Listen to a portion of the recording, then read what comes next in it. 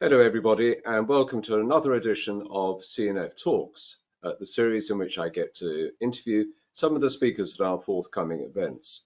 Today it's my pleasure to be interviewing Sarah Winne, the Associate Technical Director, Climate Risk and Adaptation at Arcadis.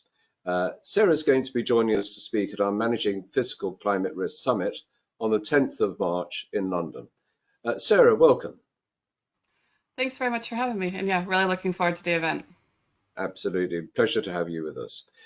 Given the increasing severity of physical climate risks, how should financial institutions and corporates embed climate adaptation into their long-term business strategies? It's a really good question. And I think the first step, which might be a bit basic, is to actually have a business strategy which addresses adaptation. So I think a lot of organizations I've worked with sometimes think that just doing a physical climate risk assessment is the same as doing a scenario analysis. Mm, And they see it as a little bit of a tick box exercise. So I think yeah, what it's really important to remember is that you're actually supposed to stress test your business's strategy to the impacts of climate change. So actually making sure that you have adaptation within your strategy, that you have metrics, that you have targets that are specific to climate adaptation is actually really important. And it's something that's missing. I think we're quite good in most organizations at having very clear decarbonization targets, but adaptation often is sort of a mm, distant second. So I think making sure that you have really clear KPIs, what are you trying to achieve for adaptation? What's the vision? What's the plan? Is actually a really important first step that's often overlooked.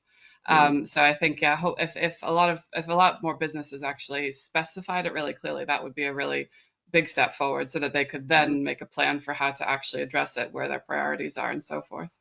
So what you're saying, they should get to it at the start of the process of developing the strategy and test it. I think that's clearly very, very good advice. I mean, Acardis emphasizes data-driven solutions. How can organizations leverage data and digital innovation as well to assess and mitigate climate risk more effectively? I mean, this is such an important area, and I think a lot of us kind of climate practitioners are starting to realize the power of data. And I think it's especially important for the financial sector because they often have such diverse portfolios that span Mm, massive geographic areas. So I think, the first sort of data that needs to be leveraged is climate data, climate projections, and there's different ways of doing that. So I think at Arcadis, we tend to use national level projections where that's appropriate. yeah, But we've also been leveraging sort of best practice, best in class climate data. We have a partner with Jupiter Intelligence to drive our Climate Nexus platform, which allows climate data to be evaluated across wider geographies, which is really important, so that organizations can have that vision of where the most important climate risks are across their large portfolio, so they can prioritize funding, they can prioritize adaptation activities. So it's a really challenging topic when you have, just trying to figure out, everyone has a limited budget. Where do you prioritize your adaptation activities? So being able to leverage climate data is really important. And it is a really complex topic. So being able to use digital solutions to visualize those risks and communicate them to perhaps non-technical stakeholders is also really useful. I think another area of data that we're starting to get into in my work is looking at how organizations should collect data on the costs and benefits of adaptation measures alongside the costs and benefits of decarbonization measures. So we've done some really interesting work using digital solutions that really help to explain to clients, okay, these are the different costs, these are the benefits, these are the areas where you can probably get the most bang for your buck, as it were. yeah, So I think being able to communicate a joined up approach to adaptation and mitigation is really helpful, and it helps to make the business case, which is really challenging, when budgets are limited and there's a lot of conflicting priorities. So I think basically being able to collect data and then use digital solutions that reflect all the different adaptation measures that might be appropriate, what the mm, payback period is, trying to understand those costs and benefits is something that we're finding a lot more organizations are asking for. And again, it is a lot more challenging with adaptation because with yeah, decarbonization, it's a bit more tried and tested. People know, okay, solar panel costs this amount, it's going to save this amount. But for adaptation, we're kind of slowly getting to grips with how we can do that better. Presumably, it's quite hard to have granular data, though. Is that, I mean, you talk, what level can you go down to when you're looking at data? Um, Somebody has a specific interest in a specific part of the country.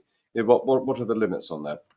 I mean, I'm pretty sure that we go down to sort of 5 square meters, so really granular. I think it's important to know how to analyze that. So I won't pretend that if you stand here, the climate's going to be completely different than if I move over 5 meters. But it's about downscaling those global climate models and doing it in the right way, Yeah, which is why it's really important to kind of have the experts because it can, I do find with climate data, it is very easy to misinterpret it. So it's about being able to communicate that uncertainty and also looking across a range of scenarios. So we don't know yeah, exactly what emissions levels to prepare for and what effects those will have on the climate system. So being able to say, okay, yes, this is a quite a granular analysis, but there is uncertainty there, and this is the sort of range of possibilities, and to build that uncertainty into your business planning. yeah. So just picking up that last point, what are the biggest barriers for organizations as they implement their climate adaptation measures? And how can they turn those from challenges into opportunities, do you think? I think it's a good question. I think it comes down to money. Being able to demonstrate that cost benefit, and that goes back to my earlier point. I think organizations are quite happy to say, okay, well, I've implemented this decarbonization measure, and I can see very clearly what amounts of carbon it has saved my organization, how it helps to achieve our net zero targets. But being able to say the same thing about adaptation is a lot harder, especially when you're looking across the range of climate hazards. I think in the UK, that is probably another barrier. We're very good at looking at understanding flood risk and planning for flood risk, but some of the other hazards are not well understood. So I'd say that's also just we need to learn from other countries that are dealing with hazards such as overheating, wildfires, drought on a more regular basis than we have in the UK, and being able to learn from their mistakes, as it were, and learn from best practice. But I think being able to demonstrate the cost benefit is something that's hugely important. And I think the two ways that I think we need to tackle that challenge is to make sure there's some kind of mechanism in place to collect the Mm, data that demonstrates the effectiveness of how adaptation measures are implemented. So being able to record, say, okay, it cost me this much, but the labor cost was this much. But I found these efficiencies by, doubling up with some refurbishment that was needed anyway. So really just having a way, whether that's through, sort of, maybe even collecting it through, existing data management systems within an organization, adding in that ability to track and monitor those adaptation measures will really help to demonstrate the cost benefit of yeah, adaptation, and to also identify co-benefits. I think that's another really important area. So not just with adaptation and decarbonization, but also trying to identify opportunities. Okay, we're building resilience to climate change, but we're also enhancing biodiversity. It's a hugely important area that I think we're just yeah, starting to understand, and identifying those sort of nature positive solutions. Also identifying opportunities to improve, social value, well-being, health. I think there's some really cool examples around the country of projects that are sort of doing it all. They're just creating a great place where people want to be. They're helping to improve resilience, maybe reduce flood risk through mm, nature-based solutions. So I yeah. think we need to just do a lot more of that. Yeah, those co-benefits are very important, aren't they? I guess one area of focus for you must be critical national infrastructure. How Mm. is Arcadis helping the infrastructure sector future-proof itself, if you will, against climate extremes such as flooding, heat waves, and rising sea levels? I mean, I think infrastructure is one of those areas where I'm perpetually so happy that Arcadis has really good experts that I can speak to. So I think with infrastructure in particular, you need to understand the specific infrastructure. Energy infrastructure is so different from water utilities and waste infrastructure. It's such a diverse area, and I get really excited about it actually because I think I have secret desires to be an engineer, but maybe in a different life. But it's so interesting to actually understand the sort of sensitivities of the different infrastructure. The interdependencies are really challenging as well, because obviously it's all physically connected and all dependent on other infrastructure to keep going. So I think so at Arcadis, I think we're large enough. We have all that expertise. You need an expert in the infrastructure type. You need someone who understands what makes the client tick. Yeah. We have those really long-term relationships with some of those infrastructure operators.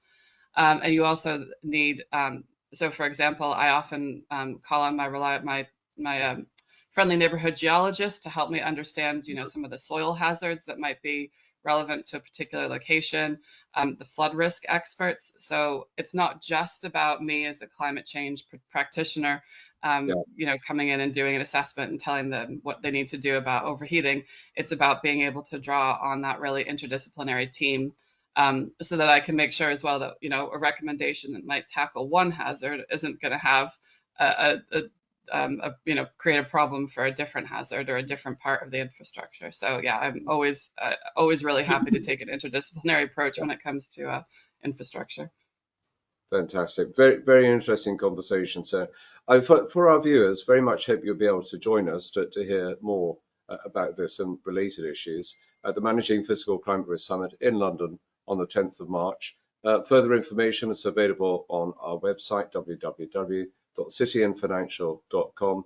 Just remains for me to say thank you very much, Sarah. Look forward to seeing you in a couple of weeks' time. My pleasure. Thanks very much.